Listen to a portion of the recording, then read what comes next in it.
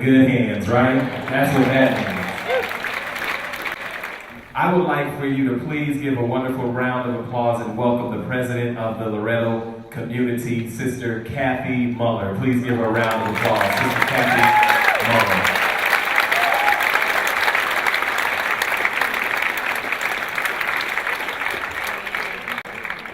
Thank you very much and welcome. It is so good to be here on this particular evening for the wonderful things that we will be doing together, what we will be hearing, and how we will continue to be challenged. Well, as Brother Jeff said, the Sisters of Loretto began 200 years ago in 1812 in rural Kentucky, which was then considered the frontier. We started with a very small school, and throughout these 200 years, we have grown and moved and changed. We've expanded throughout the entire United States and to a variety of other continents as well. And our mission is that we are indeed working for justice and acting for peace because the gospel urges us.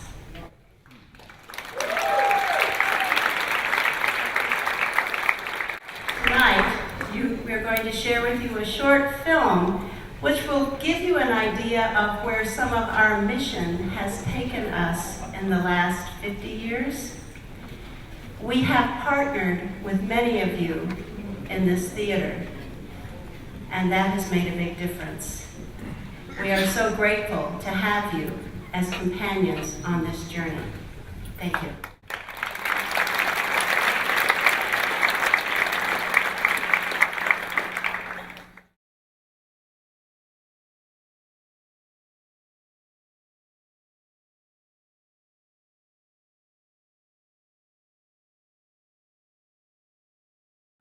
Three guests that will be joining me on the stage, a wonderful standing ovation as they come forward to have a conversation in the spirit and struggle as we continue our work.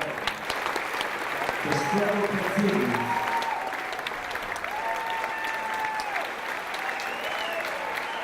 Chelsea Cole, Dr. Angela Davis, and Dr. Vincent Harding.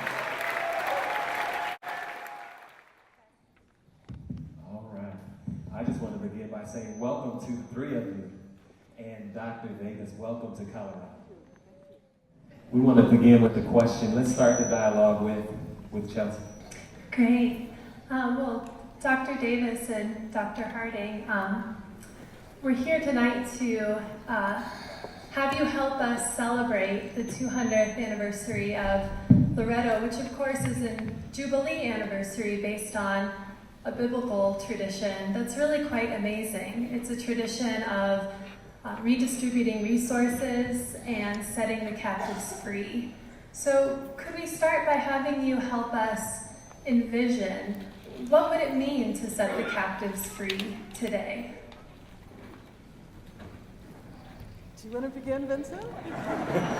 Since I have the great privilege of being the oldest on the stage, I will take advantage of my privilege.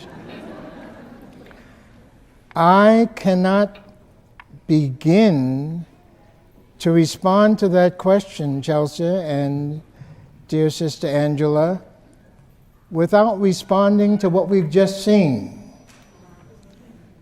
I was deeply moved by the fact that we are bracketed by second and third grade children and women living in their second and third and fourth lives. It's just a beautiful thing.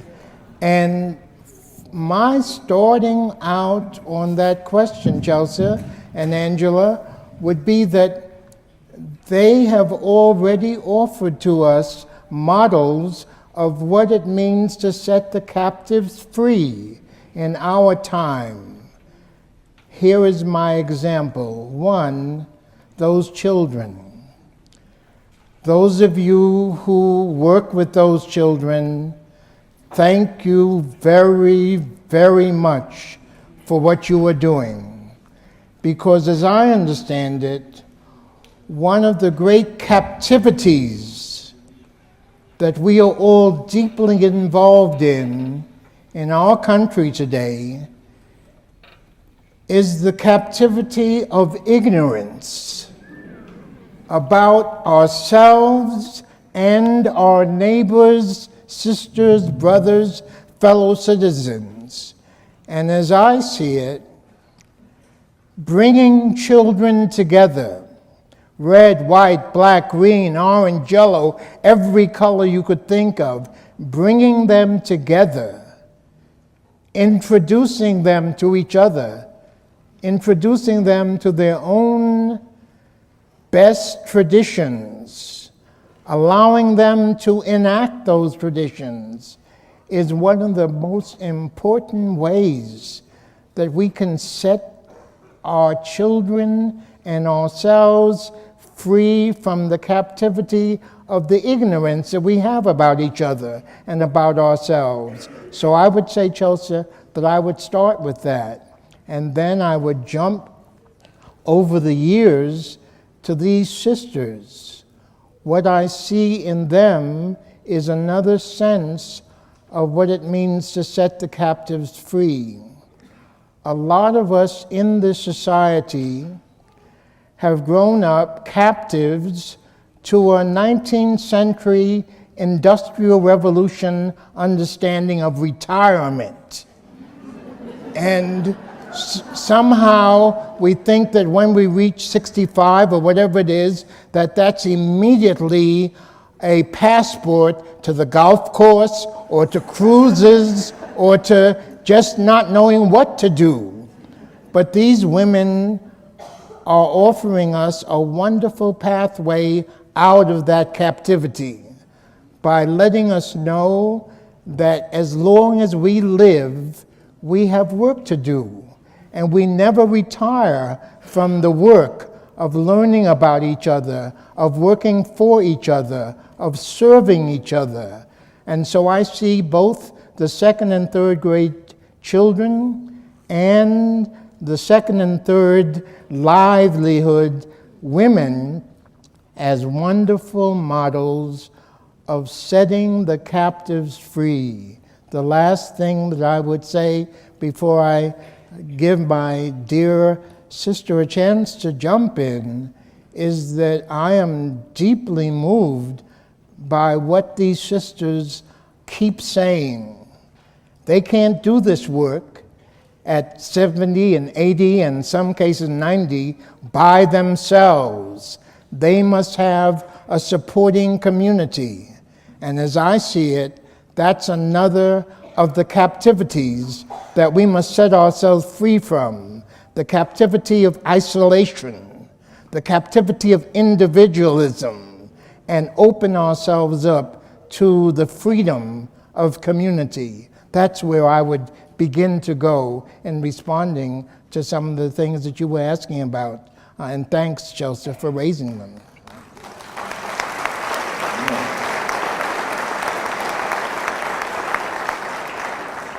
Dr. Davis, I'd like to... Could she speak to Chelsea's question also? Well, first of all, let me say it's really wonderful to be here in Denver. Yes. It is a great honor to share the stage with Brother Vincent Harding, whom I've known for many years and whose work has deeply influenced me. And it is especially an honor to be here upon the invitation of the Sisters of Loreto to celebrate the bicentennial jubilee. Thank you so much for inviting me.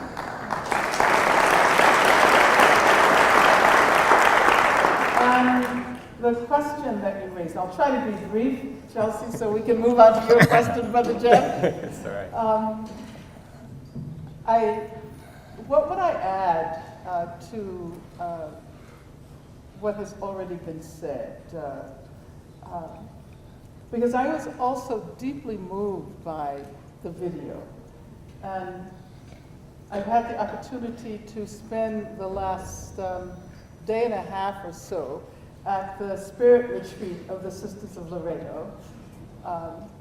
And I never imagined what it would be like hanging out with nuns. And you know, what has struck me so much is that they provide us with such an amazing model Yes, of how yes. to live a life of struggle. Yes. Many of us assume that when we stand up for justice, we are attempting to help someone else. And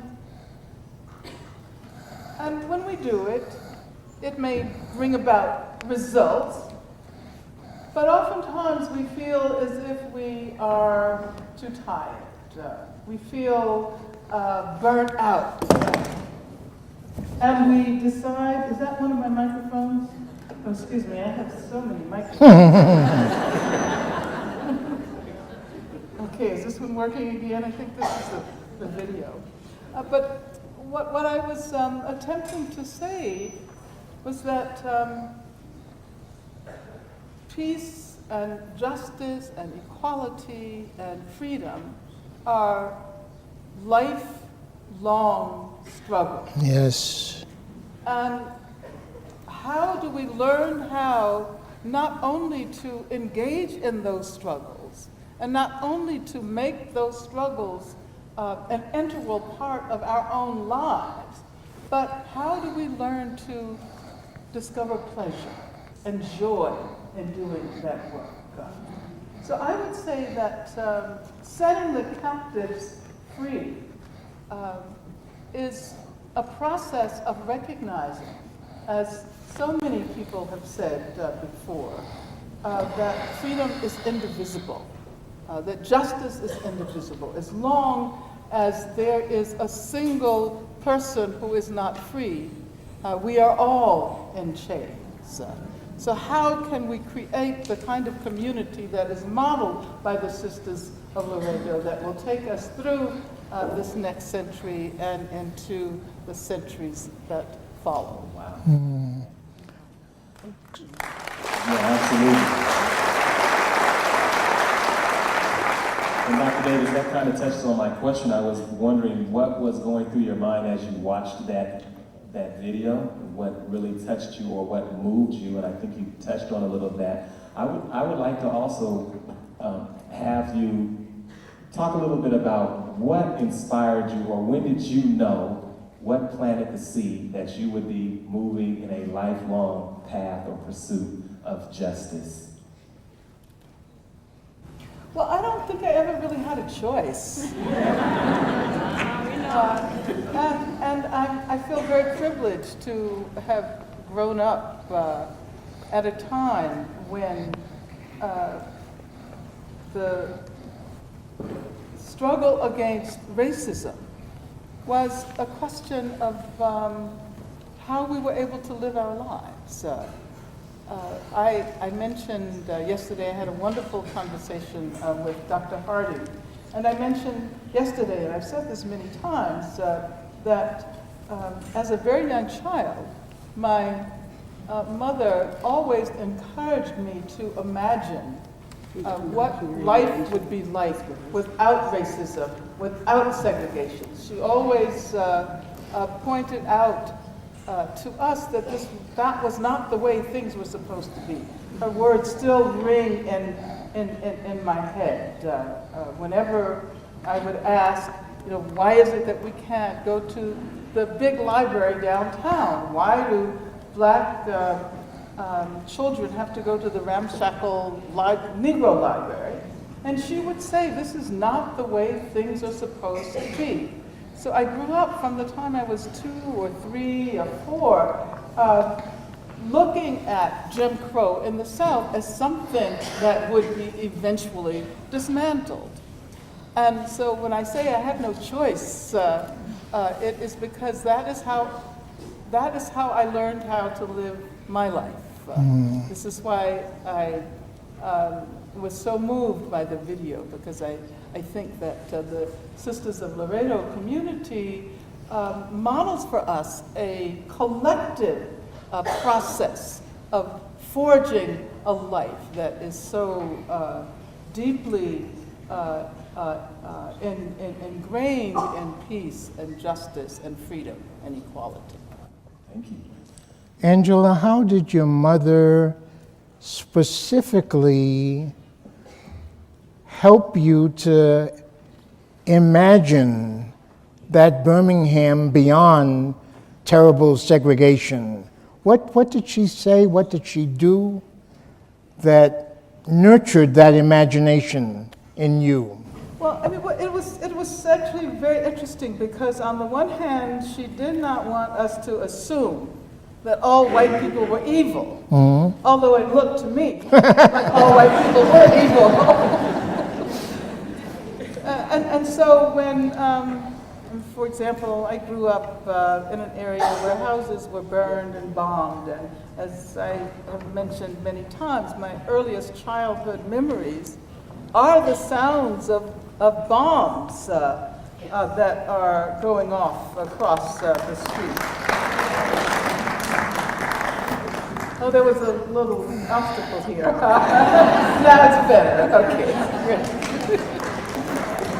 You look much better now, too. Great. Good. Okay. Thank you. Yeah, we'll have the fruit later. But as I was saying, she tried to. She all kinds of things over here. She tried to encourage us to see the best in people. And so even when she explained why it was that the Ku Klux Klan would bomb the house across the street from us, she also said that, not all white people are like that. Yes. And I'll never forget when I was very young, a white woman who was a friend of hers whom she had met in New York, she went to school in New York, came to visit her in Birmingham. And at that time, it was illegal for black and white people to engage in relations that were not economic. That is to say, if you were black, you could work for a white person, but you could not be a friend. And so the woman had to lie down in the back of the seat of the car when my mother drove her places. And so I remember the ways in which my mother engaged in that kind of resistance, in small ways as well as large ways. Yes. Thank you for your mother very much. Yeah.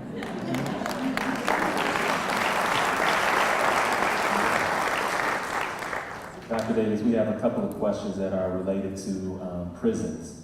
And so this one says your book, Are Prisons Obsolete? Has had a tremendous impact on one of the participants here. What do you foresee for the transformation of prisons, whether it's militarization or abolishment in the future? Do you think that we can fathom a different discussion about prisons in the immediate future? And this also ties into another question that says, isn't it well past time to form a civil rights coalition of all people of color, Black, Latino, Native Americans, etc., to end mass incarceration, racism, and economic injustice?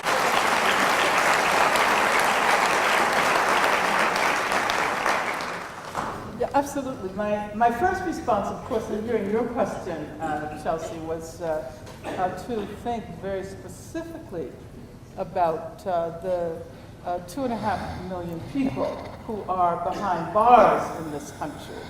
And of course, we all know that there are more people in jails and prisons in the United States than there are anywhere else in the world, both proportionally and in terms of absolute numbers. And we also know that a disproportionate majority of them are people of color. So we're talking about Black, Latino, Native Americans are disproportionately incarcerated. So I would have answered that first question by suggesting that we consider abolition, that we consider abolition of the death penalty, that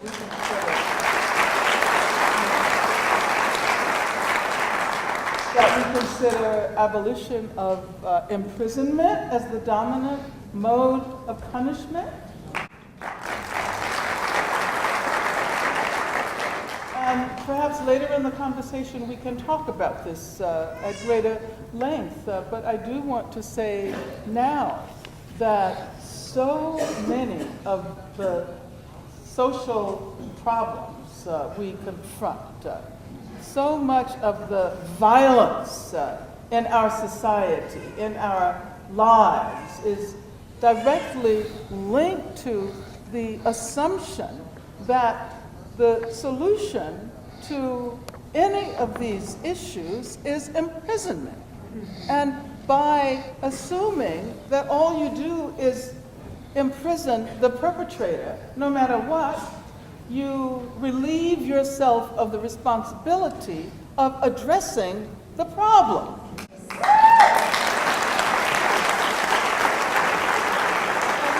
And let me just say this. Violence against women is continues to be a pandemic everywhere in the world. And this after many decades of acknowledging violence against women, of creating programs, developing rape crisis centers, developing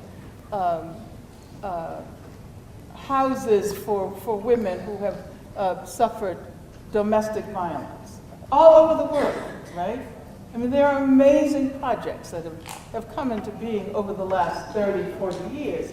At the same time, the incidence of violence against women remains the same. It remains the same. So that must mean that we have to do something more than criminalizing violence against women. You know, the fact that there are people in prison who have been convicted of violence against women has not made our society safer for women, safer from intimate violence or safer from institutional violence.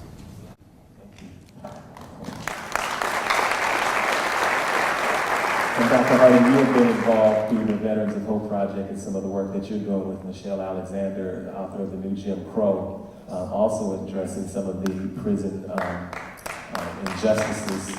What are your thoughts or remarks around your work around prisons? My dear son, I am going to create some problems right now because I'd like to keep talking to Angela about what she is saying right now. Angela has been working in this task of the struggle against prisons, against mass incarceration, for those who were not living when you first went to prison yourself, Angela. Most of those people today don't really know about your earlier experience. They know of you now primarily as a woman who has the prison system on her mind and the thing that drives her. Tell us a little bit, even though I know the story is very long, but tell us a little bit of how the struggle against prisons and mass incarceration got into your blood. How did this become so important to you? Well, I'm looking out at the audience, and it's a wonderful intergenerational Yes. audience. I see some young people there, right? Yes. And I see And some older people. And I know that because of the nature of this gathering, there are probably people who remember when I myself was in jail in 1970. And I wrote an autobiography, and I described what it was like to be on the FBI's 10 most wanted lists while I attempted to make myself unavailable to the FBI. This is what we said during my trial, that I was making myself unavailable. I tried, didn't quite succeed. I was arrested, and within a relatively short period of time, vast numbers of people in this country came together and created this movement. People in every city in this country and all over the world. Yes. And I have to say that my name would not be known today. Yes, yes. And I would not have been asked to do this event had not it been for the fact that people all over the world stood together and saved my life. Yes. I was charged with 3 capital crimes. I was charged with murder, kidnapping, and conspiracy.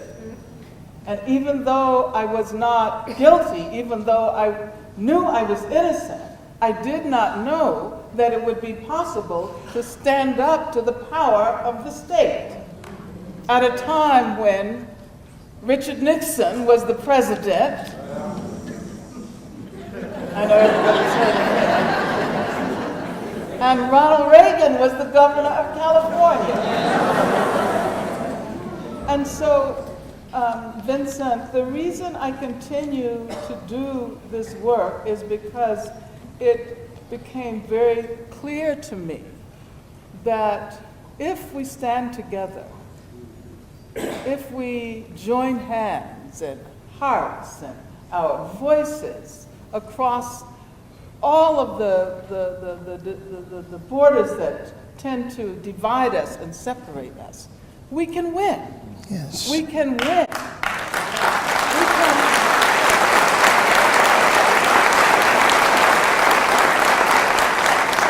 We can achieve what appears to be impossible.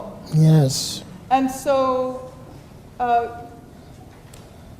I dedicated my life to doing for those who still remain behind bars what other people did Done for you. me. Yes, This yes. is a part of a struggle that actually goes all the way back many, many years. Because when I was arrested, I was involved in the movement to free the Soledad brothers, the Huey Newton and the members of the Black Panther Party. I was involved in the campaign to free Nelson and Winnie Mandela. I was involved in the campaign to free Lolita Lebron.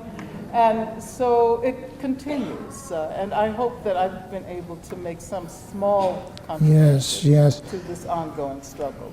Anno, Angela, you have been at this now for just about a half a century. Yes. Long time. Doesn't seem like it was that long. Yes. When you look at the Sisters of Loretto video that we just looked at and identified how crucial a surrounding community is for people to go on and on and on, what has been your surrounding community? How have you been able to keep going for all this time? And Dr. Davis, while you think of that question, there was a comment that some may not be hearing you clearly through your microphone. Is everyone hearing Angela well? Okay, so Chelsea, while she speaks, would you hand her your handheld and let's see if that will work. I'm worried about the interference. I don't know if Maybe we you can can tell turn her that so. one off.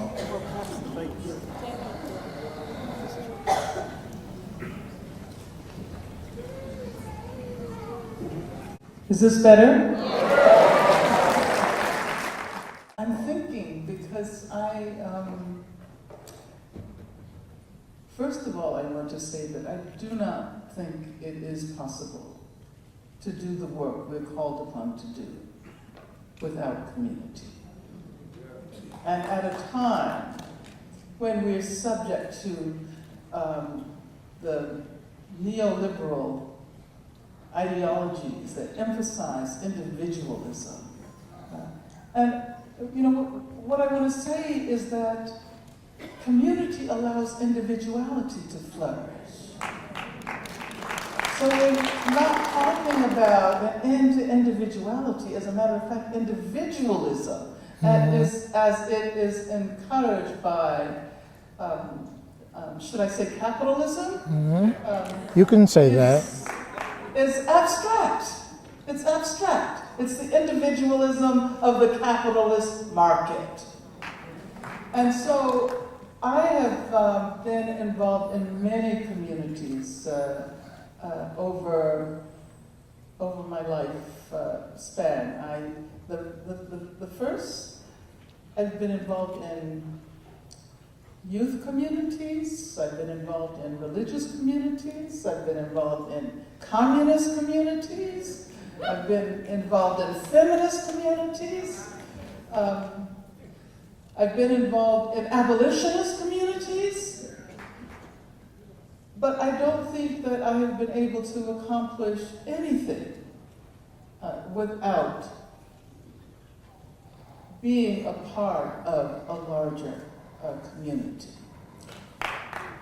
And I think that, and not only a community that consists of an organization or movement, but I think we have to imagine ourselves as a part of a larger community that embraces people that we do not know. We don't even know, yes. And this is what also impressed me about the Sisters of, Yes. of Laredo. And you have emphasized this over and over, Vincent. The beloved community is a community that embraces people all over the world.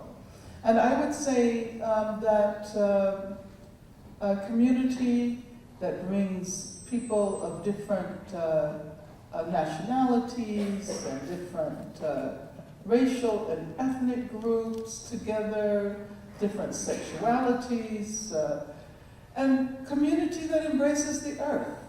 As a matter of fact, we often think of ourselves as human beings who simply take advantage of the fact that we live on this earth. Yes. We do not consider the earth and the creatures of the earth other than human as a part of our community.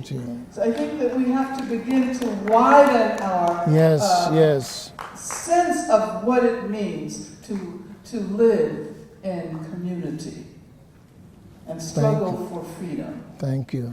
in community. Thank you. Building on those comments that you just made, here are a couple of questions in terms of difference. Can homosexuality coexist with Christianity? And Dr. Davis, how has your relationship to Marxism changed? Good questions.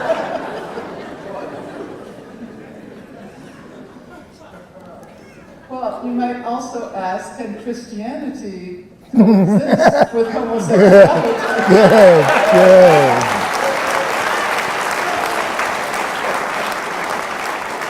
And I was totally impressed by the LGBT ministry that was described Yes. on the video. You know, one of the things that has become apparent to me, and I would like to hear you address this as well, Vincent, over the years and decades, is that at one point we think we know what freedom means, and then we may achieve some victories that open up doors to that particular conception of freedom, but we realize that what we thought was freedom is a rather narrow notion of what it means to be free. And so therefore we have to develop a more capacious understanding of what it means to struggle for freedom. And I can't even imagine what we will be doing or what people will be doing 50 years from now. But I think it is important for us to recognize that freedom itself is an infinite process, that we cannot even begin to imagine how people will enlarge our concept of what it means to struggle for freedom. 50 years ago, it would have been very difficult to think about environmental issues as such an important part of our struggle. It would have been we probably could not have foreseen the debate around gay and lesbian marriage and the extent to which it has become such an important a part of our political process now. And I always point out that this is another aspect of the struggle for civil rights. If some people have the civil right to get married, then all people should have the civil right to marry. And I always say parenthetically, because this is what I've learned from Marxism and feminism, that we can work the contradictions as well. And I also say that I've actually been quite opposed to the institution of marriage because of its capitalist character, because of its legal function as a mode of property distribution.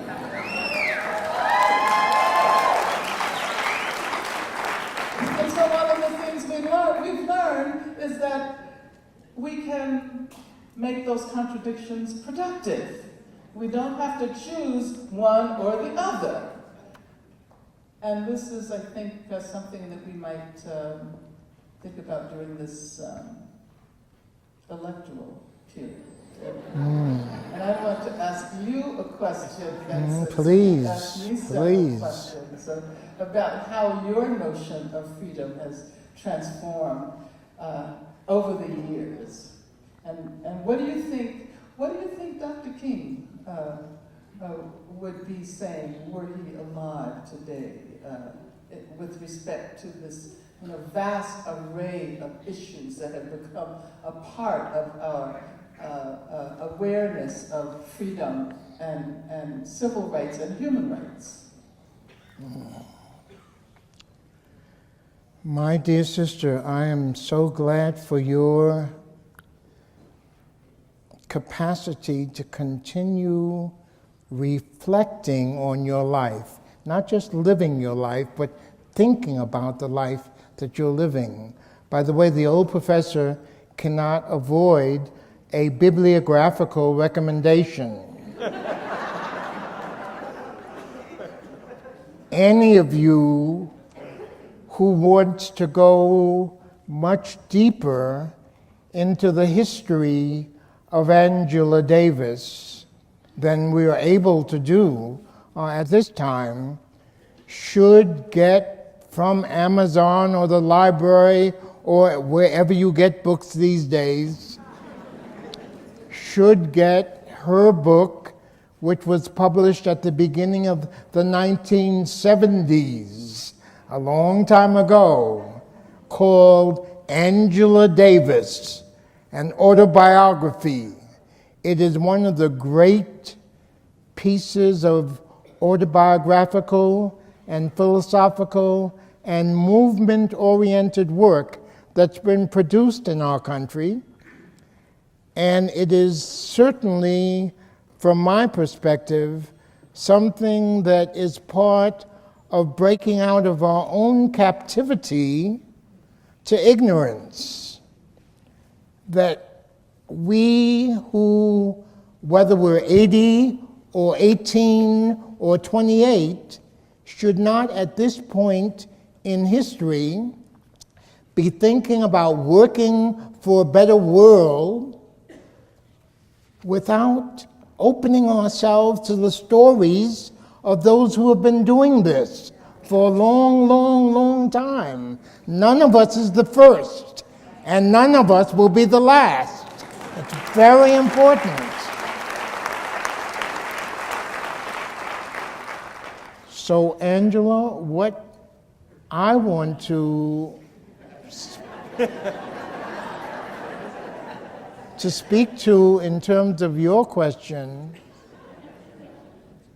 is how important it is for me to have learned in a different way than you learned that life itself is meant to be one continuing education. That we never come to a point where we know it all.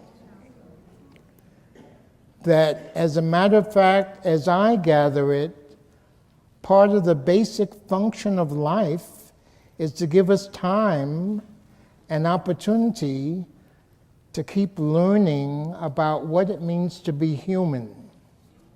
That is the major function of being alive. Learning what it means to be human. What it means to be human in terms of each other, in terms, as you've said, Angela, of the planet itself, in terms of those who are in deep trouble in our society. What is our relationship to them? My sense is that I think that my brother Martin would have continued learning. He was somebody who never forgot that he was a student and a scholar.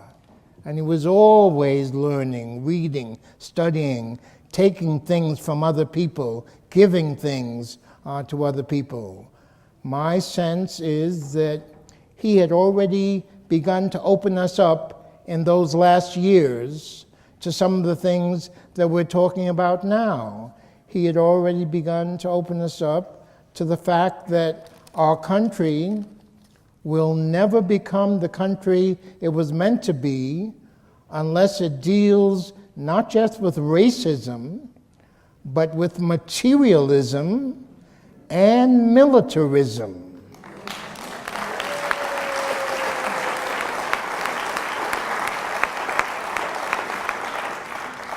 And those were the things that in the last 5 years of his life he was constantly dealing with.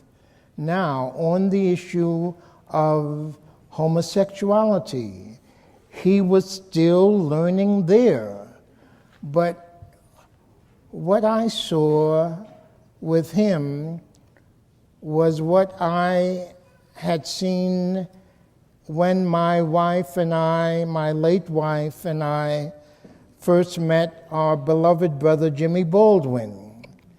We spent a lot of time talking together. Jimmy tried to talk to us about his life and the why and how and meaning of his life as a gay brother. And I remember when we were leaving the time with him, it was in Washington, D.C., I remember it vividly. Rosemarie said, "You know, Vincent, I think that we're supposed to be in favor of love wherever we find it."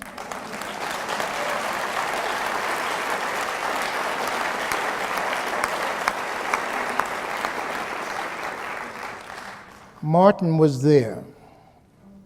Martin was deeply committed to the power of love, and certainly knew within his heart that he couldn't talk about the need to love Bull Connor and not talk about the need to love anybody who we want and need to love.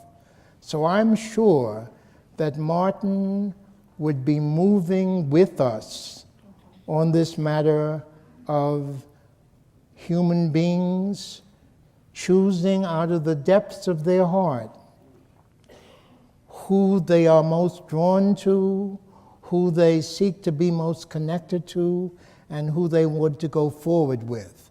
So I'm quite sure that as a student, as a learner, and as a loving brother, that he would have no problem saying to the churches that he was a part of, Jesus taught us to love, and that's what we're about. So Chelsea, we've got some more questions from the floor, but as you sit and reflect on the conversations, what kind of questions are coming up?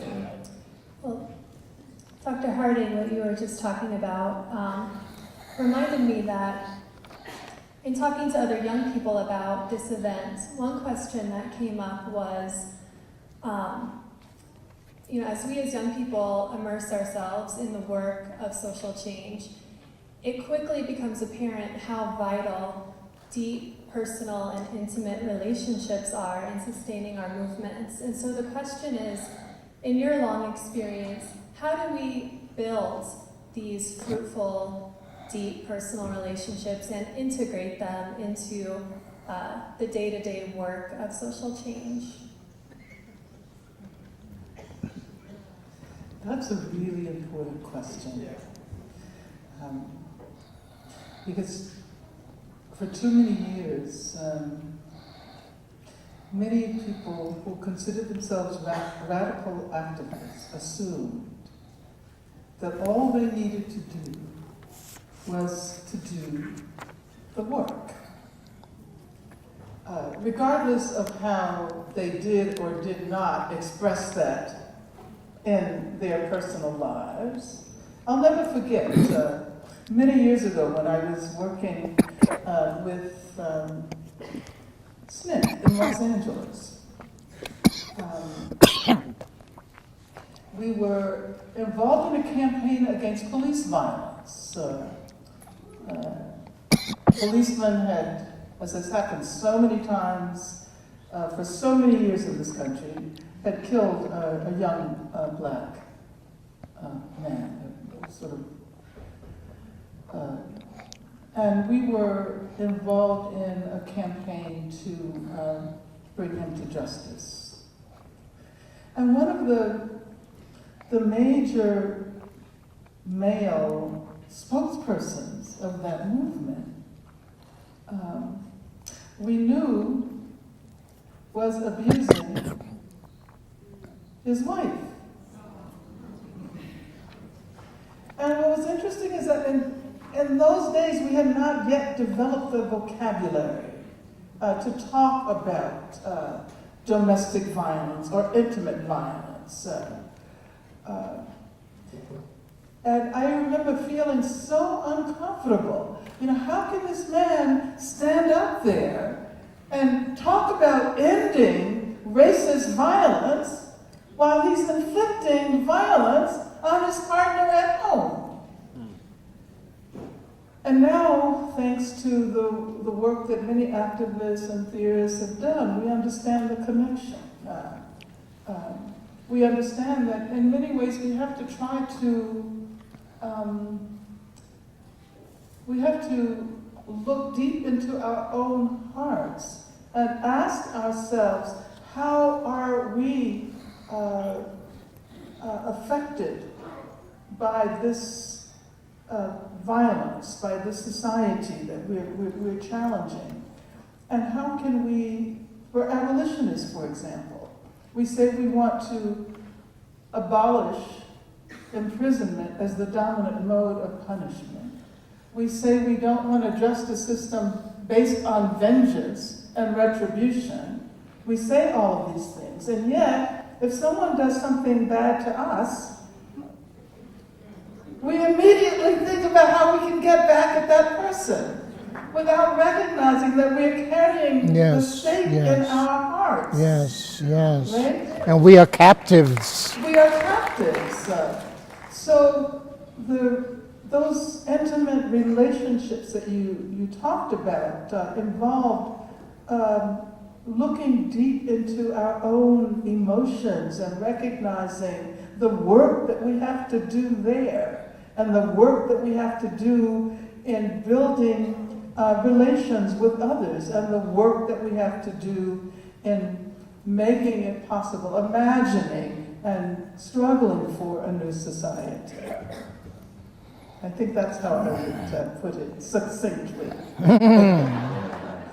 Chelsea, I'd like to respond to your question also. And one of the things that seems crucial to me is for us to recognize that in all the ways that we have been separated from each other around race and around class and age, that we can't expect that we're going to find ways of building communities of loving, caring people without doing hard work to do that. It's not going to come accidentally. These children, again, are a wonderful example. Children who have grown up in this society being so separate from each other have to have 1,000 excuses for being brought together. They have to have 1,000 excuses for young women to speak their voices as they did here. We have to build every possible excuse that we can to teach each other's culture to one another. And in the building of the kinds of relationships that you're talking about, I see it absolutely necessary, again, to find every excuse that we can to bring elders and young people together, not to give in to the age separation of this culture, but to recognize that we need each other in order to know how to live. And we have to find that way.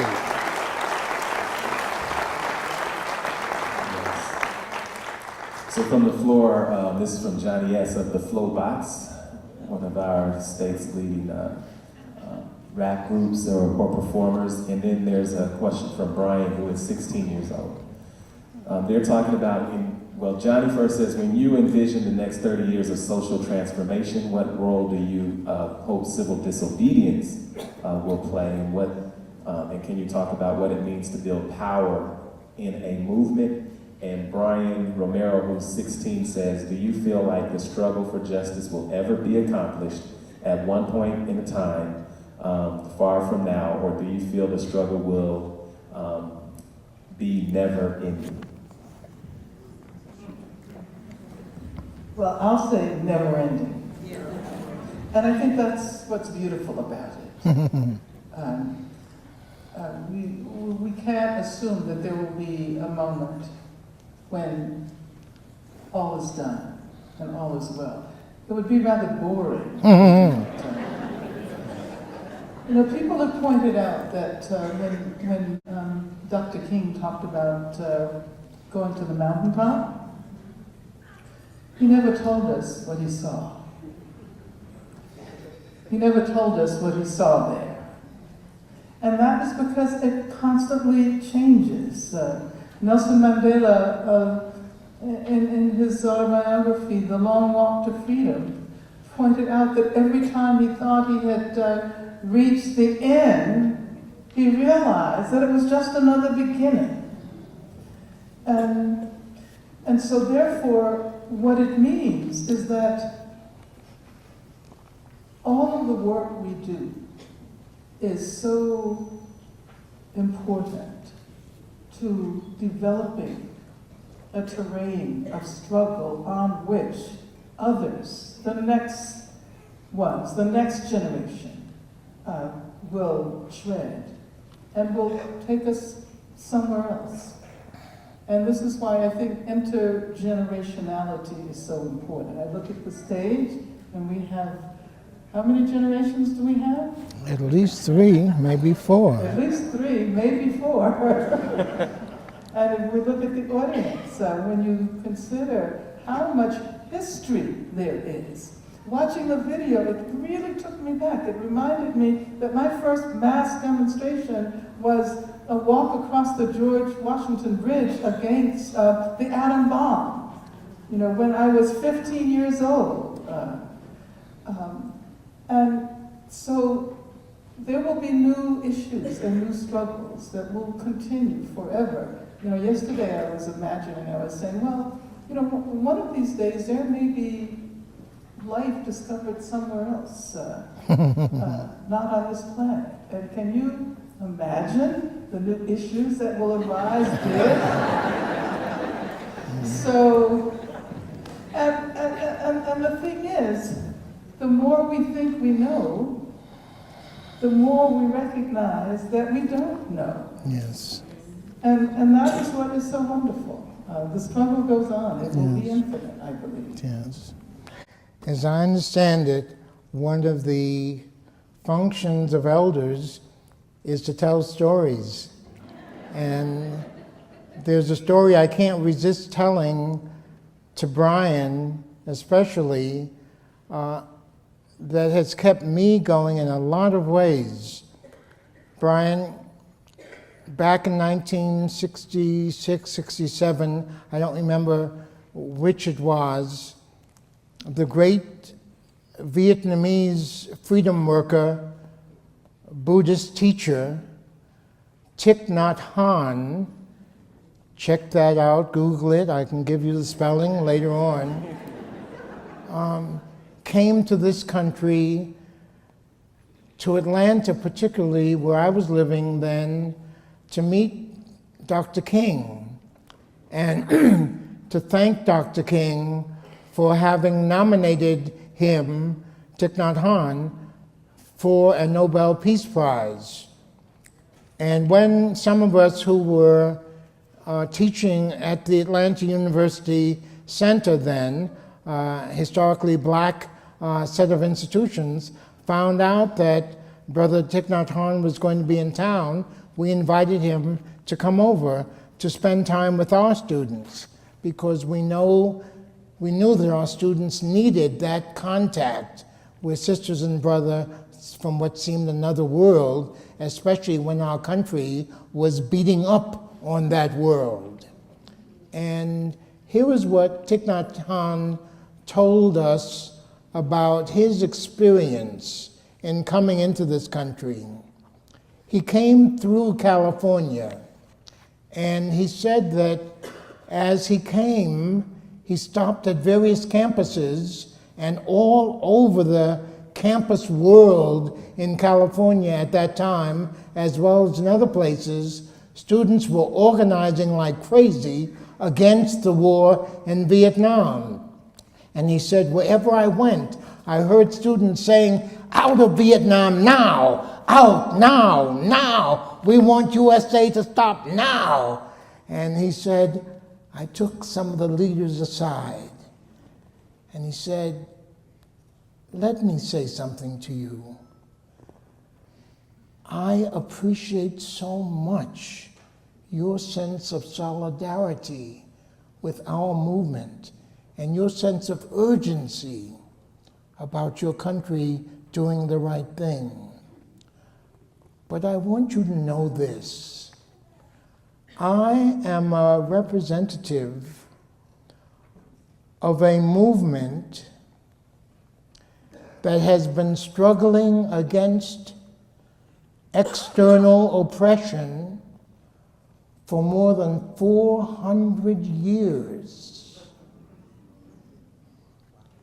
And he said, I think you Americans need to learn how to struggle with patience. And we Americans, of course, don't usually put those two words together. Struggle means now, get them now, put them out now, or at least before I graduate. And patience means, well, let's just wait and see what happens. But he says we've got to learn how to struggle with patience. And that's what I would say to all of us, that the old black song, freedom is a constant struggle, is one that we have to take into our being. Ella Baker used to say, we who believe in freedom cannot rest. Now, if you want to think about resting, don't think about struggling for freedom. Or if you're thinking about resting, think just about resting for a while and then picking up again. Chelsea, any thoughts? Another question? We've got about 10 more minutes for question and answer, but I want to go to you before we go to another question from the floor. Well, this is a little embarrassing asking for help in keeping going after, my few, maybe less than 10 years in the struggle. But I just wonder, how do you remain hopeful? Or I assume that maybe sometimes you feel some of the despair that's in our world, and how do we help each other get through those times? I think rest sounds like a great idea, as long as it's temporary, but I think hope will help us keep coming back. So what gives you hope? Well, I have two brief responses to your very important question. One has to do with the intergenerationality that we were talking about. And how old are you now? 28. Okay, soon you'll be 30.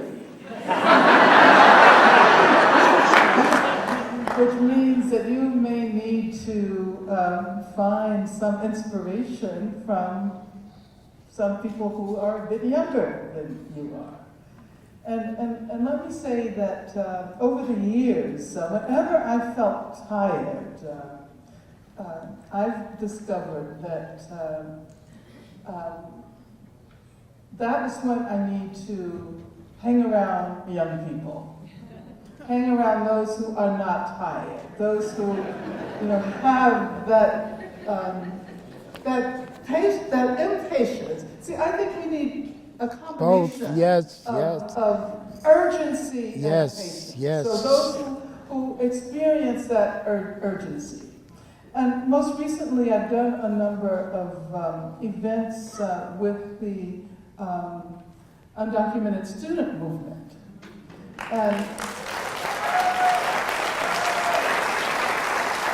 And there is so much energy among young people who are now challenging the government's approach to immigration. And we should all be involved in that movement. It is, I think, one of the most important civil rights struggles of the 21st century. Yes. A few weeks ago, at the end of June, as a matter of fact, I spoke at the West Coast Dream graduation.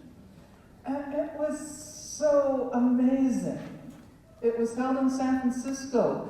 And every student who was graduating stood up and said, I'm undocumented and I'm proud. All right. I'm undocumented, I'm transgender, and I'm not afraid. All right. It was really an amazing experience. So I think that intergenerationality is so necessary, because those of us who've been involved for a long time need some new energy.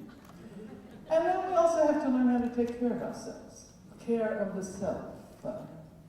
And with the Sisters of Laredo, we know that it would not have been possible to sustain such a long tradition and history of struggle without spiritual sustenance. So how can we find that spiritual sustenance? How can we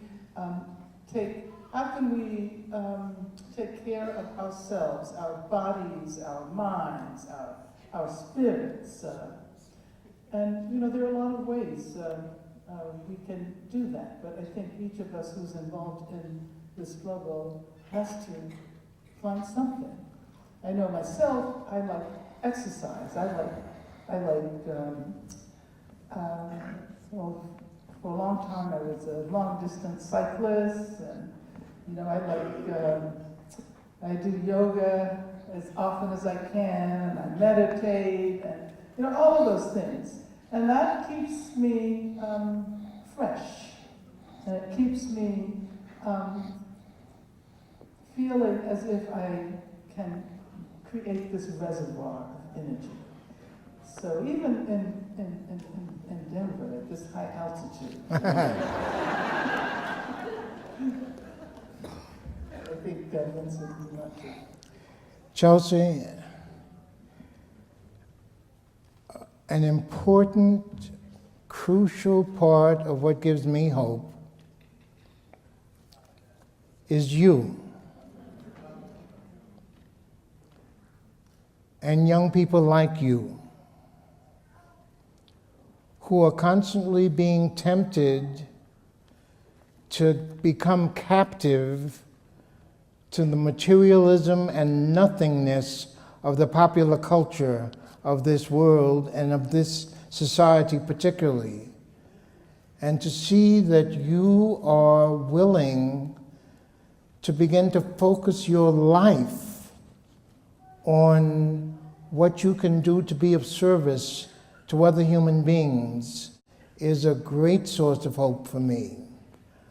I am encouraged by my adopted niece sitting down in front here, who is doing the same thing with her life, by my adopted son here, who is doing the same thing with his life, by my daughter by blood, who is doing the same thing with her life. Wherever I see young people who are recognizing that they live for the purpose of serving other human beings, that gives me great hope. But I want to mention something else that gives me great hope, and that is, I believe very deeply that it is possible for us to be in touch with the ancestors who have walked this way before us. And those ancestors, including Ancestor Jesus, and Ancestor Paul, and Ancestor Fannie Lou, and Ancestor,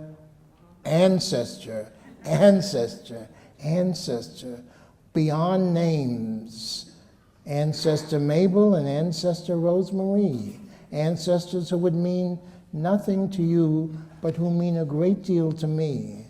And then, whenever I'm with ancestors, I find the other source of hope. Chelsea, I find hope in singing.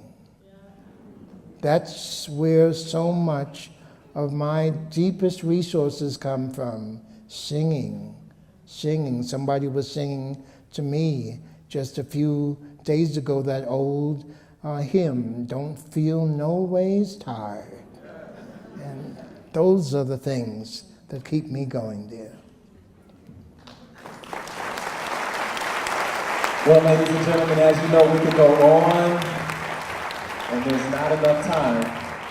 But what we would like to do is tell you what we have coming up. Mama Cleo is here. We're going to end and dance, but I would like to begin with Chelsea, and then Dr. Davis, and of course Dr. Harding, to give you maybe just a minute to wrap up with some final comments. But would you please give them a wonderful round of applause?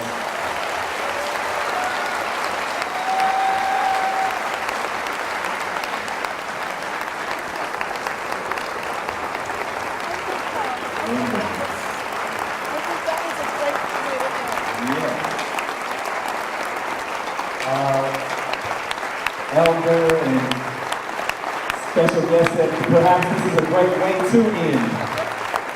And so again, another, put them together. Thank you.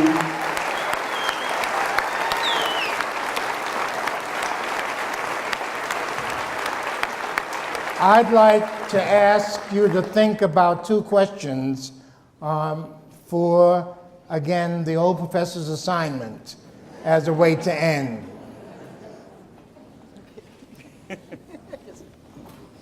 One is this: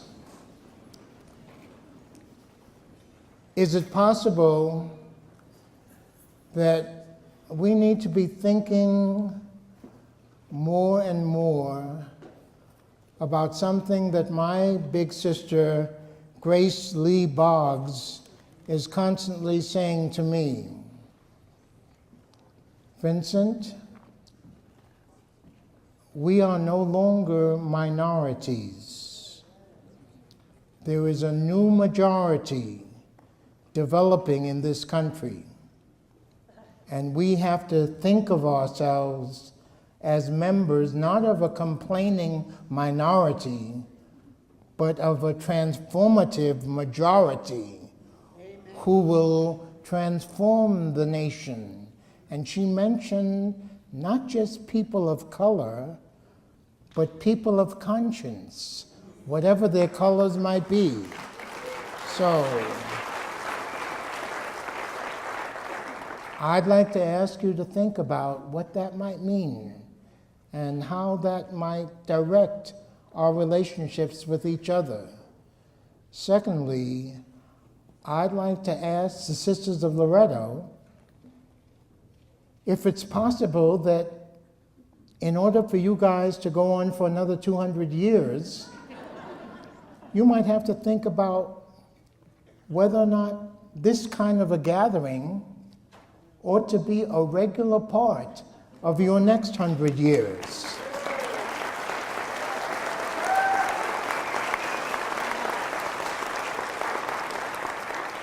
I volunteer to at least take tickets as long as you're willing to try it out. Sisters Loretto, we love you very, very much, and we know that God loves you too. And so think about what you can do for the next couple of at least decades, and maybe more. That's what I would like to leave with, okay?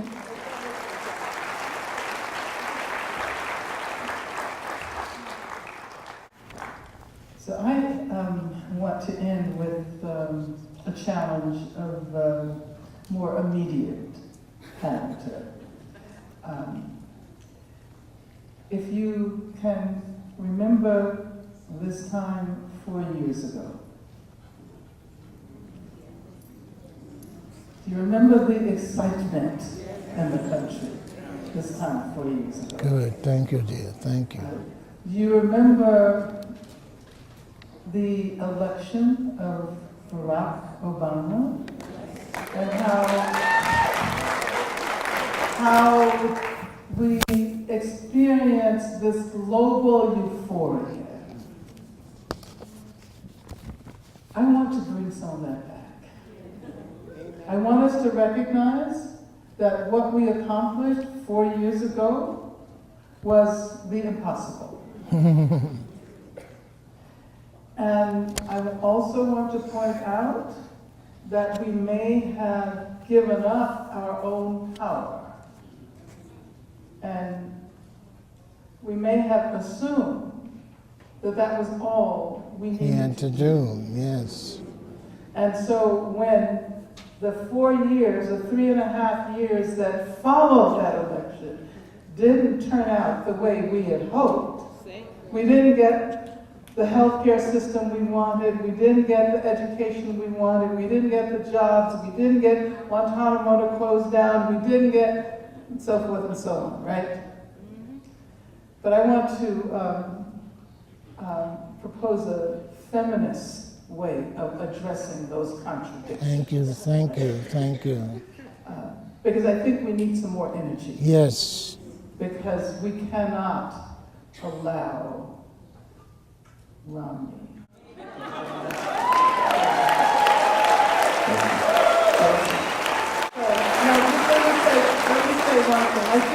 that 4 years ago we did it for Obama. This time, let's do it for ourselves. All right, thank you. Love it.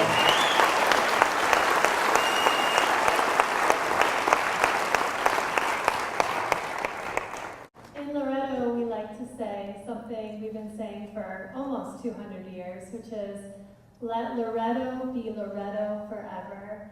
And I think in each of you, taking these words that we've shared tonight with you into the future, it will be. Thank you. Thank you, sister. Thank you. So I want to close with some announcements from the Loretto community, but I definitely want to express my gratitude for this event, and I would ask that you would give a big hand to everyone who had anything to do with this in any way, in any shape, in any form. We want to thank them for making this possible. The sound people, the facilities, Donnie Betts and his crew, everyone, the sisters, we thank you. For those of us who have been fasting Ramadan over the last month, and this is the last 10 days, we believe that there's a special day called Laylat el-Qadar, the Night of Power. And I imagine it looks different for everyone, but I could tell you that my night of power has been this evening, Oh, sitting thank you. right here Thank you. amongst Thank you. the elders, Oh, sharing wisdom thank you. about Thank social you. justice, Thank you. about embracing beyond Yes, our own limited yes, capacity yes. to embrace, expanding Yes. the breast and the heart to include not just those who are like us, but those that exist on the planet wherever they may be. So thank you very much for this wonderful conversation and this wonderful opportunity. It's been very meaningful for me personally. I don't know how I arrived here, but I'm sure glad I got here. Good. Once again, another round of applause for our special guest in a dynamic conversation.